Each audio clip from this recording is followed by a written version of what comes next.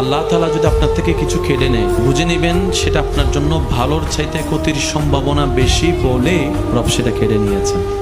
রব দেখছে আমার বান্দা থেকে যদি এটা আমি কেড়ে নিই, সে কষ্ট পাবে 2 বছর, কিন্তু এটা যদি বান্দার কাছে থেকে যায় কষ্ট পাবে আজীবন। এমন মা বাবা কি আছে যে সন্তানের খুশিতে খুশি হতে পারে না? এমন মা বাবা তো নেই।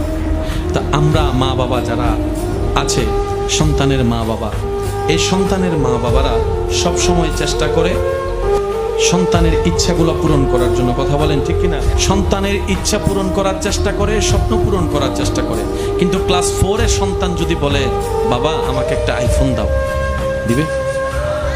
বলেন না দিবে? সামর্থ্য থাকার পরও দিবে কেন?